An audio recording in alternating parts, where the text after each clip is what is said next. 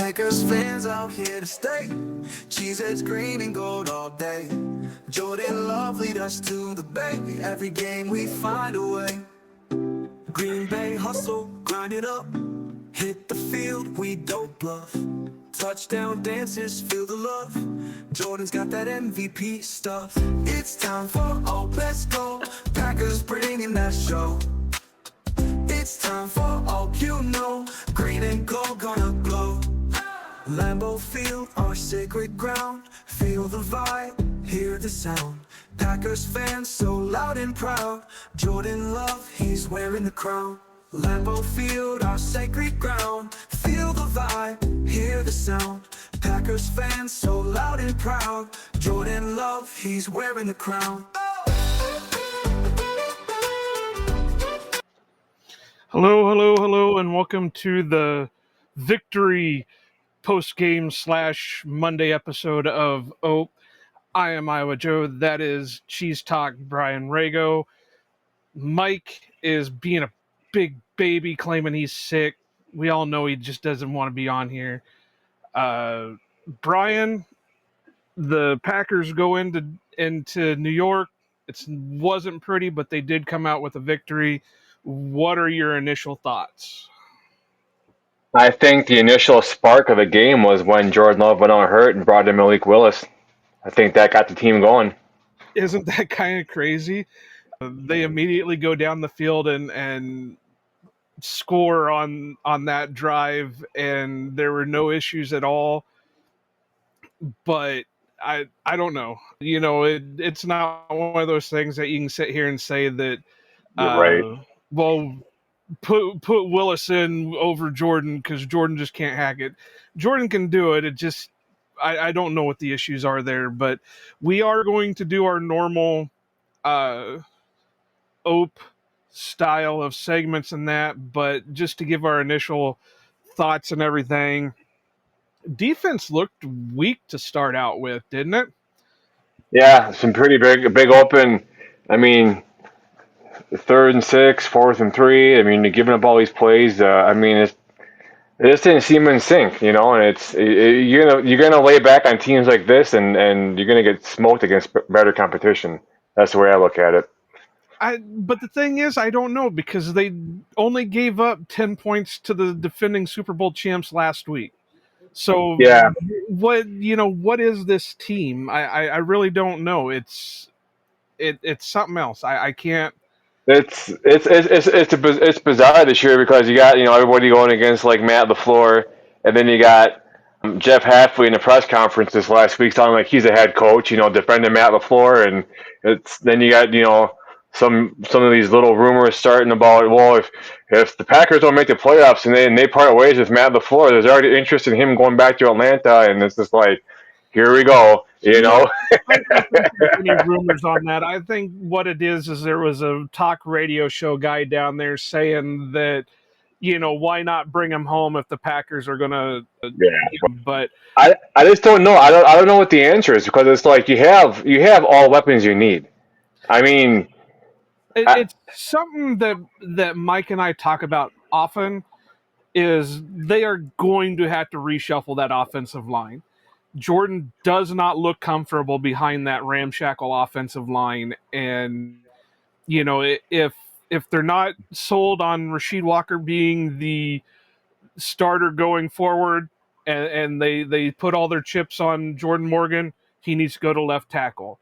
If Belton is supposed to be this guard or tackle of the future, he needs to go in at tackle. If Zach Tom is supposed to be your center of the future, he needs to go to play center. So it's one of those things that, yeah, you can see that when Jordan is put under pressure, he's not, or I shouldn't say that, because he's pretty good under pressure. He's not comfortable behind that offensive line. right.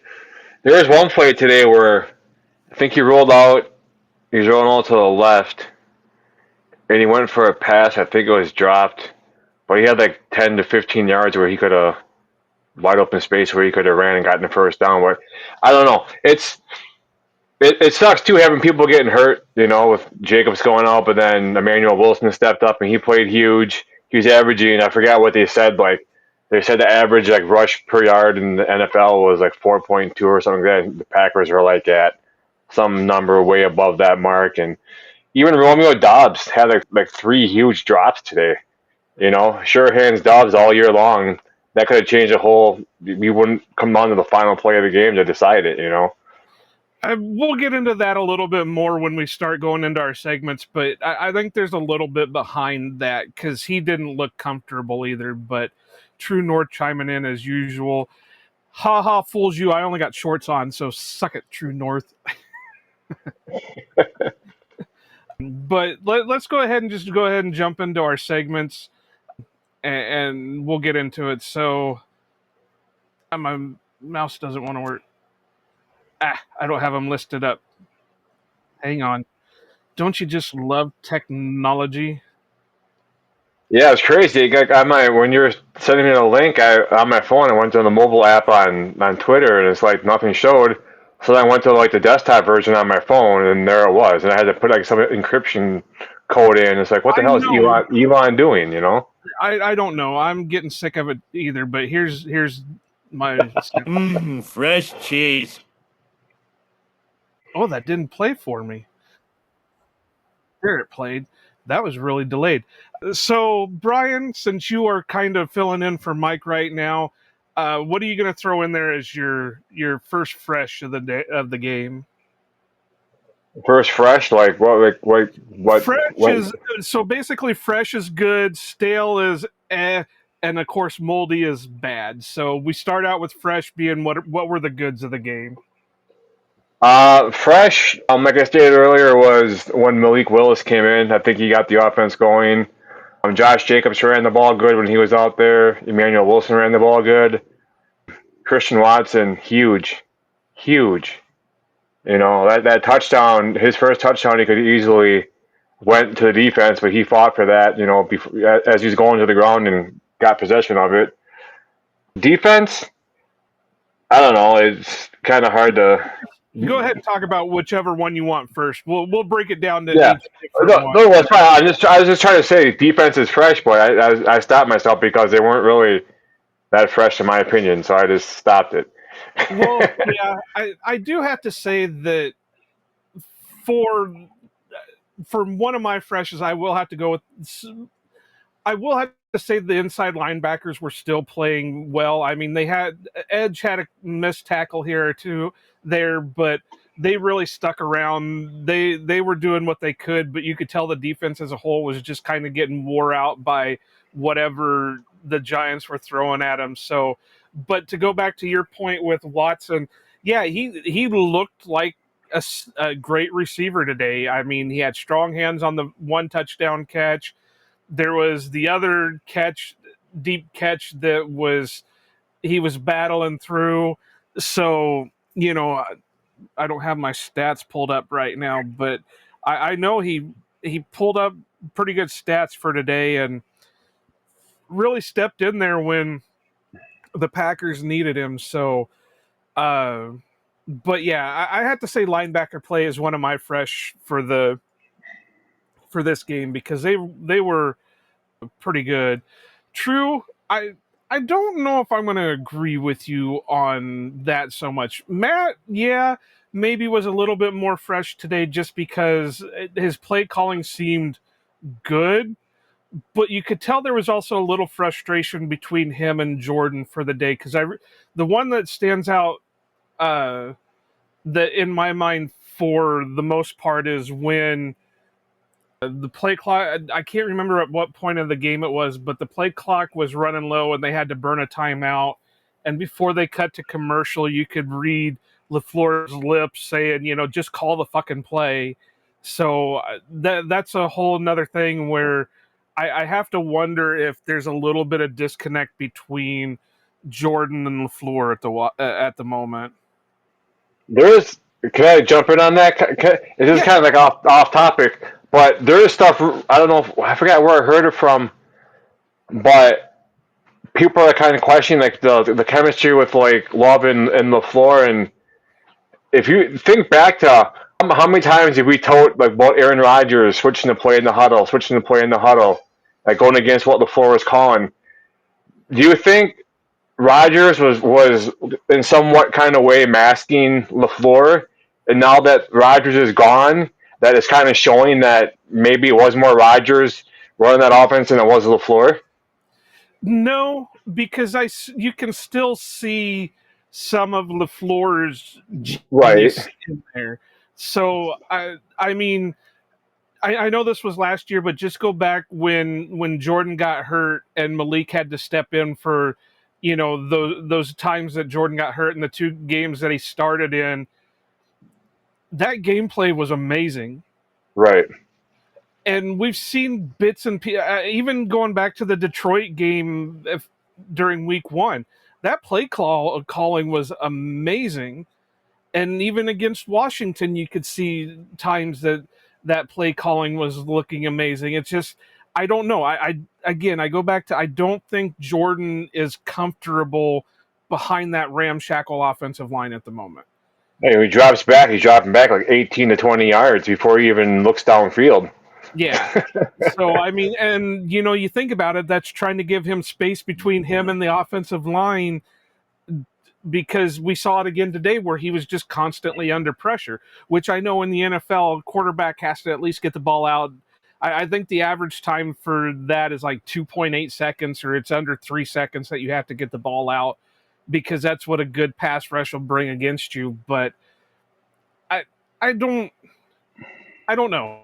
I can't say, as much as Mike and I rail against what LaFleur does, I do think that he is still capable of being good to great play caller. No, I think he is too. A lot of that's at him on him, but I still think some of I mean, yeah. I mean, I think he gets Rod, stubborn. yeah, I think he gets stubborn where it's like, well, the whole basis of my offense is the run game, so that's what we're going to stick with. yeah. And And then go part of ahead. the game I was listening to on the radio because I was in between Green Bay and Oshkosh today. But you hear how they got trips? They got trips to the left, and you got what, like Jacobs in motion on the backfield. It's like, oh my God, it's a freaking swing pass. It's like, here we go.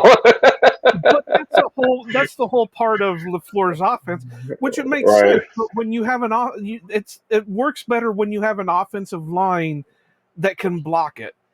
And it's right. starting to show that we're not having the offensive line that can block it. So again, I go back to what Mike and I have said numerous times. You're going to have to shuffle that offensive line. Sean Ryan was a weakness today. Jordan Morgan is a weakness at the guard position. Banks is, I don't think we've seen the full potential of Banks because he's been dealing with injuries all friggin' season. And Rasheed Walker has been iffy Cheeks. on somewhat. What? He's been cheeks at times. At He's times, been I ass, mean, he still but again shows his he's ability. doing good though. He's Yeah, probably playing. He's probably playing through some pain too. He's probably still has lingering effects from that injury a little bit.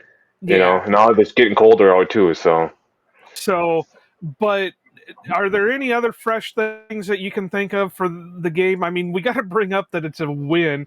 There's no doubt about it. We got to have some things to talk about because it's a win. right, and no, Uh, I mean, I Josh think Riley got his first touchdown today. I think that's a fresh take. yeah, Kraft 2.0. I I think he right now with the way he is, he's.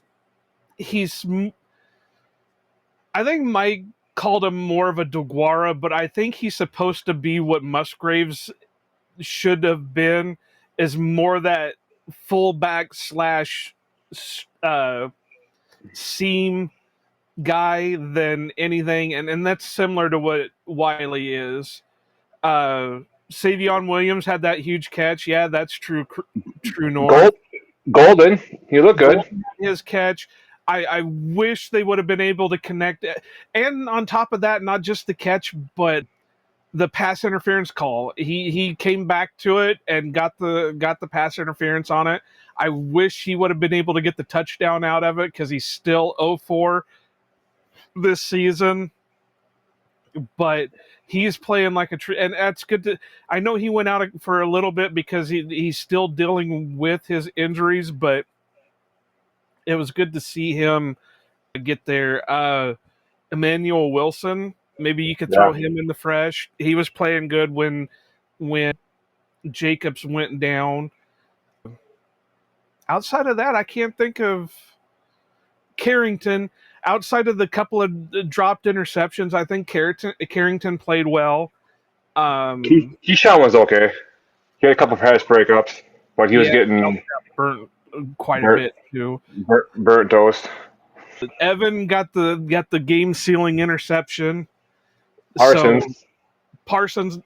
Parsons got the game sealing sack fumble, and Evan pretty much sealed that the drive before that with his interception. So I think overall it wasn't pretty, but it still comes down to the Packers came out with a win. Yeah. A win is a win, right? You just Yeah. gotta look to the next week. It wasn't pretty, but it was a W. So So I'm going to go ahead and just jump into our next segment, which is our stale. What's this stale shit? Why is there such a delay on that? I don't know. So I'll go first just to give you an idea of what we're talking about with stale. And I think mine will have to be Romeo's performance today. And when I said we'd talk about this a little bit later, this is what I meant, that I think Romeo is still dealing with some kind of injury. I know they said it was his chest. I don't know what it was, but I think that had to contribute a little bit with his performance today because you could just tell he didn't look right. And he even went out for a little bit, and he did come back in and make a solid catch later on in the game. But I think he's dealing with something because he just didn't look okay. He didn't look like normal Romeo Dobbs. right. Yeah, he didn't like on like receiving the ball, but like on kick returns or punt returns, he's running pretty aggressive. But Yeah. I don't know. I kind of forgot about his chest injury from this last against the Eagles, but yeah, like my stale would be. Do I dare say whatever the kicker's name is? I forgot his name already. Luke Narvisic, whatever his name is. You know what? I don't know. We probably would have been better off maybe having McManus out there. I don't know. It's what the hell's going on? Was it the offensive line? I didn't personally see the block extra points and stuff, so I don't know. The only thing that I have to give him is that wind looked horrible on that on the one missed extra point. You could see where it was going true, and that wind took it clear off to the left. Yeah. And that wind was horrible. And the announcers were talking about it and everything else, and even the Giants kicker was struggling with that wind. So yeah, I'd have to put it stale, but I'm going to put it more on Mother Nature. well, that and why did they wait until the Giants game to put him in there? Hey, I was saying all last week, why are you punting from the opponent's 40-yard line? I mean, don't say you're having a kicking competition during the week and then you're gonna come out with McManus and then the next week he's out with an injury that he should have been out with the previous week, and we could have won the game last week had we had a competent kicker that was able to kick field goals. Mike and I have been against the McManus signing since the day they did it. And for one, he was basically just another version of Mason. They weren't great kickers, but they were okay kickers. They had like an 80% completion rating or whatever you want to call it. Field goal completion, field goal percentage. There you go. My mind is kind of out there. But I think that could have added to it too, that he hasn't seen playing time the last 2 to 3 weeks. we'll get to that here in a second, true, but yeah, I can't really put him as a stale, more so Mother Nature and decision making as the stale factor around him. Because that wind was gnarly. I'm surprised they were able to do as much passing as they were today. Yeah, especially the longer completions. I mean, the winning touchdown the Watson was a shit. That had to been what, a 30-yard completion, if not more, right? Yeah, something like that. But Yeah. So I mean, that's it's yeah. You really can't blame. I mean, he's been yeah. It I don't know. It's to have the kicking issue pop up at the absolute worst time is definitely a Packers thing that we have going for us. they like again, they brought it on themselves because if Right. McManus wasn't truly healed, they could have easily let him set for 2 games. And if Haversick screwed up during those 2 games, that at least gave McManus time to further his progression with his injury, and then you could have trotted him out. But they didn't. They just kept pushing him, and then now we're in the situation. Was Haversick really that bad, or was it just the win? What are we going to do next week? How are they going to handle this going forward? I don't know. I just, like I said, I wish they would have found somebody other than Brandon McManus because I've never had faith in him. And before anybody says it, do not mention Justin Tucker.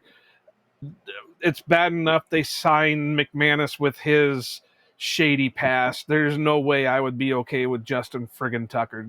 Well, there is videos of pregame warmups of Hazard, whatever his name is, making the 60-yard field goals. But they also said the wind started kicking up, and if you go Yeah. back and watch the game, when they start doing their shots of the Right. goalpost and the flags, yeah, those flags were just something else. But I want to get to a couple of these. I forgot about this. Bo Melton had his big carry. Still no pass breakup though. True. Rashawn Gary as a stale. Yeah, he's been. I think that's what hurt. That's been hurting Micah more than anything lately. Is Rashawn's kind of fell off. And it's hard not to double and triple Micah when you don't have to worry about your guy on the other side getting pressure. That was the whole point of that. Is Micah is supposed to take up the double triple team, and Rashawn is supposed to feast off of that, and he just hasn't. What are your thoughts on that? We need a fresh Lucas Van Ness in there. That would probably get Micah not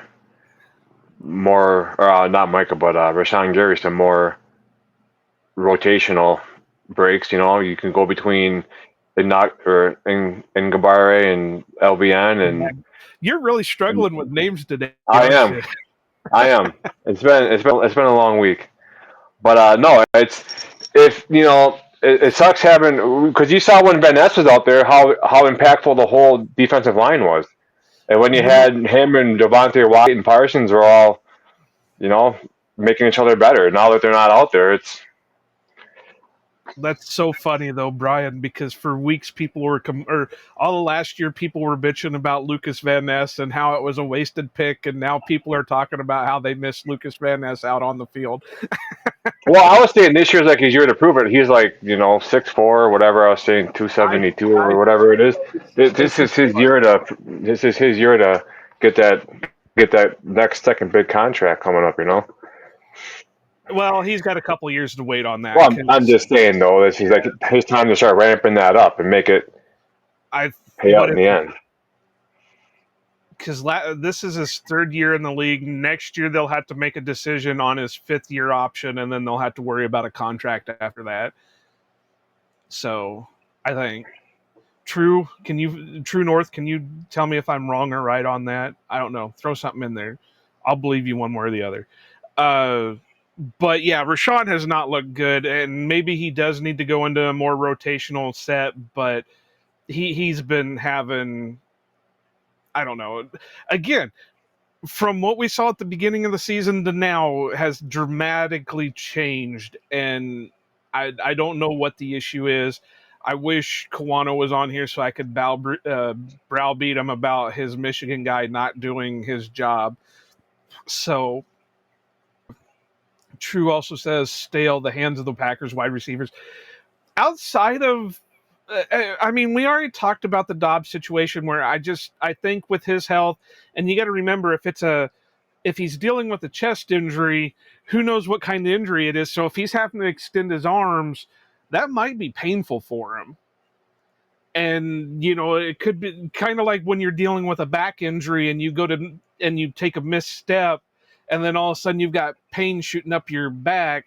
It could be the same thing with a chest injury, that as soon as he overextended his arms, man, that pain could have shot through the chest. We don't know what kind of injury it is.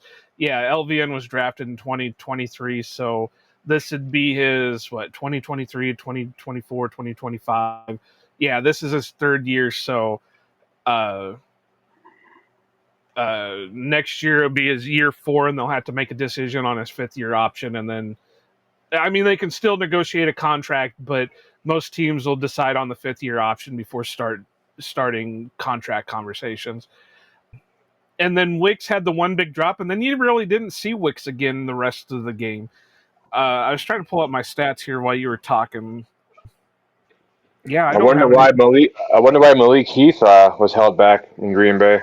That is going to be another one of my stales. Obviously, it's got to be some kind of coach disciplinary decision, because you just don't leave a healthy wide receiver in Green Bay for the hell of it. I guess there's rumors flying that he wasn't happy on the sideline when Bo Melton was getting more snaps than he was, and maybe that carried over into practice, or maybe they decided, hey, because of your actions on the sideline versus the Eagles, you're going to sit this game out and think about it. I do have to go back and mention that was one of the things that people talked about when he was coming out the year he was draft eligible, was he did have a bit of an attitude issue. And I do remember thinking that, yeah, there's possibility of truth there, but and it's a fair point, because Bo Melton has been training as a cornerback all friggin' offseason and season. When wide receivers start dropping because of injuries, you shifted from using Malik Heath more back to using your guy that you're trying to transition to the cornerback position. And Heath So, was making good catches. He was playing good, I thought. So so something had to have happened that would have been like, okay, we're gonna trust in Bo Melton over Malik Heath, even though Malik Heath has more production on offense. And it's just, I don't know, whatever. Bo has It's more versatility. Bo's got more speed than Malik yeah, does. So and he that's showed why, it today too. yeah. So that's definitely a stale, is the whole Malik Heath situation. I hope it doesn't end Malik's career in Green Bay, because I am still a Malik truther. I've been on the Malik train since he was draft eligible. I was so happy when the Packers picked him up as a UDFA, because I said if he can get his head on straight and go out there and show what he's got, then he's going to be a solid receiver for a long time. Yeah. And so, yeah, we're going to get to Moldy here in a minute, Truth. So hold your horses on that one. Is there anything else stale that you want to bring up? No. Okay. All right, Truth. We'll go ahead and jump to our Moldy. We're kind of flying by on this. Hey, Mike, remember this the next time. Keep your sentences short and sweet. We don't have to go on these long diatribes. Yeah, Mike. It's a Moldy cheese. Don't you love my sound effects? I wonder why it's friggin' taking so long to play them. But so we'll go ahead and throw Trues out here real quick. Moldy Cheese Musgraves, 1 reception for -1 yard, literally going backwards. Technically almost had 2 receptions for minus yards and 2 fumbles. And this was definitely not a game for Luke Musgrave. I don't know. He's definitely not. And Mike and I have said this a long time too. He is definitely not a Tucker Kraft replacement. He was more to be a complementary asset to Tucker, and he's definitely not lived up to his ability. Yeah, I mean, it's just hard going from watching Tucker Kraft just dominate to have some guy in to play tight end that is doesn't seem like he has the ambition to go downfield and make a play. You know. I, I I wonder if he's putting too much pressure on himself too. You know, the whole, oh well shit, Tucker's down, now I have to step in and do all this stuff, and I don't know. But yeah, Luke did not look great today. They have been limiting his snaps anyway. Uh, so I don't know. I do honestly believe that had Tucker not got injured, Musgraves was on the out anyway, because there is the rumor that Denver was in conversations with the team for a tight end, but those conversations ended when their other tight end got injured. They didn't mention any names, any teams, but if you put 2 and 2 together, it kind of makes sense that Denver was wanting a tight end. Packers had a tight end that they were willing to give up, but then Tucker got injured and they decided not to move on from Musgraves. Yeah, I could see in the offseason Musgraves being on the move. I wouldn't be against it. It just sucks for him because his rookie year was basically a wash because of all the injuries he was suffering from. Last year kind of sucked for him because Tucker emerged and they stopped really focusing on Musgraves.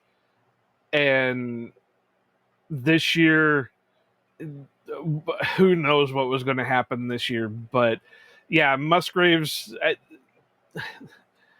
he couldn't even stay on his feet when he fumbled the ball.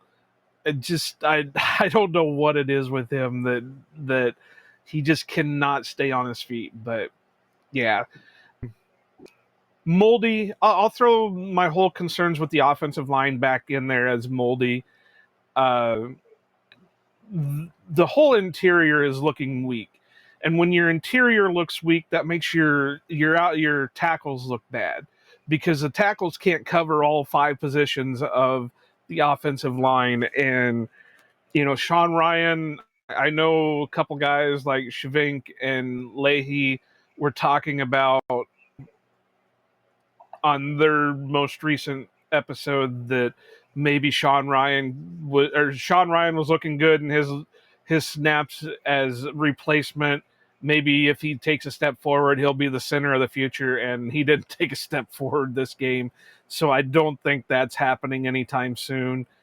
There's still time for him, but again, I go back to they just need to reshuffle the line. If they think Jordan Morgan is their left tackle of the future, put him at left tackle. If they think Zach Tom is their center of the future, he needs to go to center. If Belton is their right tackle of the future, he needs to go to tackle. If he's the guard of the future, he needs to go to guard.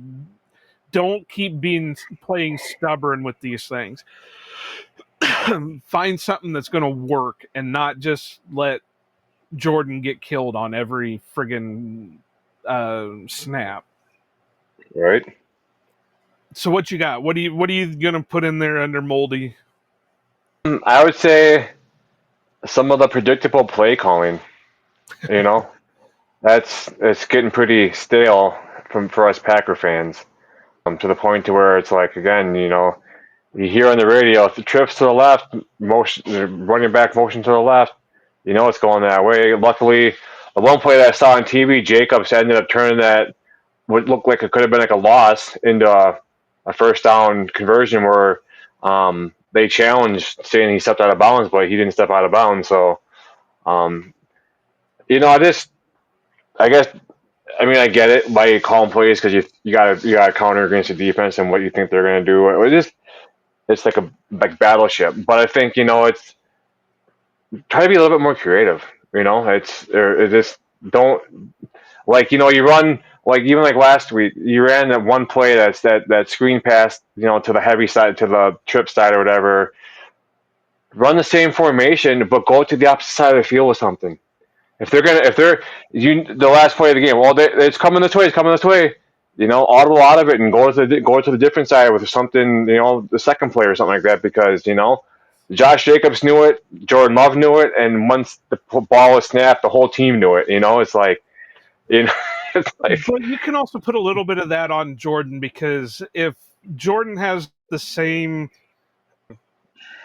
leeway as Rodgers did, where he can audible out of something if he sees it, then why didn't he audible out of that? I don't You know. know, so that's where Mike and I were talking all week about was what's the is loving is Love too scared to do it? Is Love not comfortable enough to do it? What's going on there? But yeah, I mean, again, we know what kind of play caller LaFleur can be, and it seems like he gives that up. I don't know. He plays for the tie more often than he plays for the win. You could even see it today where it just seemed like he wanted to play for the tie and had I don't know what it is with him where he just and I made this joke all season and Mike has even kind of fallen behind it because it's making more and more sense. It's like Matt LaFleur thinks you can only score so many points in a season. You can only score like 600 points in a season, so you can't waste points on one game because you might need them in a different game. And it's like, Matt, you can score as many friggin' points as you can in a game. Yeah, that's why And you use your term all gas, no brake, right? or wake up with your piss hot or whatever it is. And so far, he's not shown any of that. I mean, he's had moments of it. Like I said, the first week against Detroit, we were all excited about that. Washington, you could see it in there, and then it just kind of went downhill from there. He showed a little bit of it with against Arizona, but that was still even iffy. But I, my problem is, and I know there's been a lot of talk that, oh well, his seat's hot, his seat's hot. I don't know because we know what kind of coach Matt LaFleur can be, but we don't know why he's not being that type of coach. We don't. I don't know. Maybe it is a Bisaccia thing that Bisaccia's there telling him, hey, you might not want to do this. Hey, you might not want to do this. Well, you know what? The first thing I would do, shut the fuck up, Rich. Yeah. So I don't know. Jason left his ass in Arizona. Well, I'd have left his ass in Oakland, or not Oakland, Las Vegas. We all thought that was going to be hype because he's supposed to be this savant for special teams, and we haven't seen anything out of him. And now he's the assistant head coach, and still haven't seen shit out of him. But I don't know if this would be a stale or a moldy, so I'm going to put it as a both. But the lack of turnovers. There were so many times they could have had turnovers, No. interceptions, uh, but on two of them alone, they could have been interceptions, but their own teammates defended the interception. Yeah. Carrington could have had an easy interception, but for some reason, And on that one, he gave up on it. Bounced off his shoulder pad. If you had turned around, he would have been able to catch that. right. But the two that I'm thinking of right now is the one where he could have caught it, but it was in his hands, and Isaiah McDuffie keeps trucking at him and knocks it Yeah. free from his hands. It's like, Isaiah, what the hell are you doing? And then the other one is Nixon could have had his, but the same thing happened. McKinney stuck his hand in there and knocked it from Nixon. It's like, are you guys not wanting to have these turnovers? I was waiting for something to happen on the Evan Williams one. Yeah. I got the moldy cheese for you right here. This What is do you got? this cheesehead's like, I don't know, like 35 years old. It's from when I was a little kid. So yeah, that's my moldy cheese for you. No, it's just frustrating. Like you go into every week like okay, what phase of the team is going to let us down this week? What phase of the team? I mean, in all honesty, I thought the overall like silver lining, like you hate to see people get hurt, especially your franchise quarterback, but it took, in my eyes, it took Malik Willis to go in there and spark the offense and get the juices going for the whole team. You know, so that was And kind of my. I think the hit that Jordan took really sparked him the next time he came out too, because he looked completely different when he came back from the Yeah, tunnel. So drugs are a hell of a thing. yeah, no shit. Uh, True, you missed it. That was Brian's first fresh. We already talked about Watson. That just shows you're not listening, you some bitch. But yeah, I couldn't believe how there could have been so many interceptions today, but for one, they were dropping them, and for two, their own teammates were defending were knocking them loose. It's like, come on, guys, you could have easily had four interceptions, and you got one. There's the Three Stooges out there going for a ball, you know. Ah, it's no kidding. Uh, is there anything else you got for any kind of stale, moldy that sticks No, out to you? no, I want to go. The play calling. I don't know. There wasn't as many holding penalties that I saw today, so it's, I guess, a good thing. But just the No, play they just calling. let them run free. I mean, I get, you try to, one up them or try to be two steps ahead of them on defense, and it's just, just I don't know. It's hard because like we know what Matt is capable of from the past, and like we expect that every single game, and we're not getting it. And I think another huge thing is injuries. Like if we have a healthy Dobbs, healthy Watson, healthy Reed, healthy, you know, fourth receiver, maybe that might open up for Musgrave to be more productive because you got four other targets out there that one might cause for a double team or two might, you know what I'm saying? So that might open the pathway for Musgrave to get more catches in bigger numbers. But right now it's like they know we ran a lot of our offense to our tight end, and now that tight end ain't there. So now, okay, here's not run a play, you know. Well, and to add on to that, I think the offense allowing so much pass rush to get to Jordan also hurts Musgraves in a bit, because Musgraves is a tight end for a reason. He's not running a 4.29 40. He's running like a 4.5 4.6 40. So it does take a little bit more for him to get going. And if Jordan's got to get it out in less than 2 seconds, that's not enough time for Musgraves to get loose. So yeah, something's got to give, and we got to rely on what we got. And now I think they're wishing they would have never cut loose Ben Sims, because he would have been a heck of a guy to have at the moment, at least in the Where blocking terms. where's he at? He Where'd he got go? they released him, and he was picked up on waivers by Minnesota. Yeah, that was a Oh, couple weeks okay. ago, just before the Tucker Kraft injury. But I do want to throw Matt Ozarek out there, because his snapping was a little shitty today, so that could have hurt the field goal tries too. But it almost cost him on one of the punts. If Whelan wouldn't be the man and be able to do almost everything, and I forgot to put Whelan in as a fresh, because those last two punts were just nuts. Uh, I think with the wind, him nailing 260-plus yard kicks is just unreal. And then Yeah. being able to wrangle in one of the bad long snaps and nail it 60 yards is unreal. He's the Celtic Cannon for a reason, True North.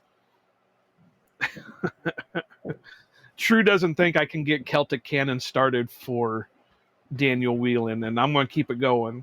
So Yeah, keep it going. Yeah, he did good considering the conditions today. Definitely. So I don't know. You got any final thoughts on this before we wrap it up? No, I just think they gotta start. They gotta start. I think faster on offense, preferably in the first quarter. Yeah, You know. and to be able to go throughout the game and not just give up after the second quarter. Yeah, and not give us cardiac arrest in the process. And You know. they're going to have to pick up because next week it's Minnesota, and next week starts our run into our The North. the North games because you got Minnesota, Detroit, and then Chicago.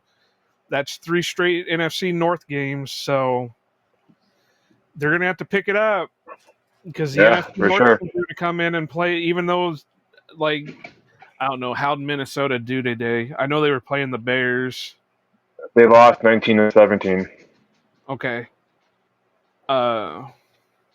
So they're, even though they're not looking great, they're still going to come in and play, or they're still going to play the Packers hard. Chicago is starting to ramp up a little bit, so they're going to play the Packers hard. Detroit's not going to is going to come in not happy losing week 1 against the Packers, so they're going to play out of their minds. So yeah, they definitely Yeah, have to ramp up. We can't keep just playing sloppily like this. yeah. Because if you play like this against teams like the Lions and even the Bears, they're gonna freaking before you know it, you're gonna be down by 3 touchdowns. You know, you're not gonna be able to come back. Yeah, so all right, well I think that's going to wrap it up. I can't think of anything else that we can really touch on. So make sure you follow Brian over on all his social media stuffs. What it is it? It's Cheese Talk _pod for everything else. I know it's on the Yeah, if you, if you go to I don't know on my Twitter or X, it's cheese talk _pod. Then I got my link tree link in there. You click in there, and all my social media pops up: Instagram, Facebook, YouTube, and then you Twitter. can follow us Ohana Packer or Ohana _Packers on the Elon Machine. Ohana Packers Edition on Facebook and Instagram. Please do go follow us on Facebook. We are wanting to hit 100 followers over there so we can start streaming over there. We are going to be doing a giveaway here soon to promote Facebook to get more followers over there. I'm just waiting on some things to come in. So please do pay attention for that. Check out all our socials to keep up to date on that. Follow us wherever you get your favorite podcast. Make sure you like and subscribe. Leave comments. We want to hear from you. Send us messages. We want to hear from you. Whether it's I like turtles. I don't care what you say. Me love cookie. That again, I don't care what you say. Just leave us something. If you got any questions, you can drop those too, and we'll try to get to them on our next recording. Hopefully, Mike is better.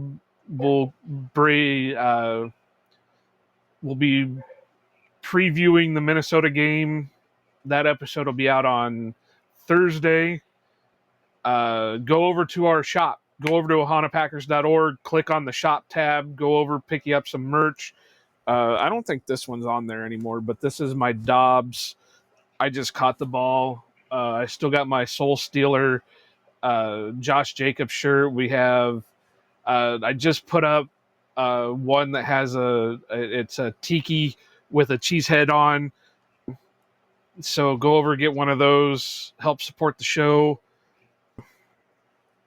so we can make money. I like money. Don't you like money? I do. So help us. I mean, if you just want to give us the money and don't want merch, I'm sure I can come up with a link or something where you can just be like, here's $1,000. You know what that's called? That's called a Venmo account, and put your Venmo thing on all your socials. So at one time on the website we had a button. I got to go in and replace it again, that you could just donate through PayPal or whatever. But yeah, go over there, check that all out. I think do you got any shows coming up, or are you still on the wait and see kind of thing? I have a show on Saturday. I just can't think of where I have. I know I have them coming up on Saturday. Okay, so Yeah. check I that try out. I try to go every Saturday night. Go over, check that out when Brian goes live. Make sure you thumb up or hit your sub on here so you know when Brian does go live or whenever we go live anywhere else. But as Mike would say, go Pack Go and aloha. Packers fans out here to stay.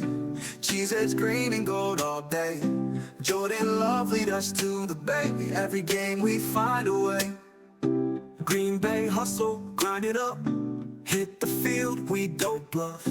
Touchdown dances, feel the love. Jordan's got that MVP stuff. It's time for all bets go. Packers bringing that show. It's time for all you know. Green and gold gonna glow. Lambeau Field, our sacred ground. Feel the vibe, hear the sound. Packers fans so loud and proud. Jordan Love, he's wearing the crown. Lambeau Field, our sacred ground. Feel the vibe, hear the sound. Packers fans so loud and proud. Jordan Love, he's wearing the crown.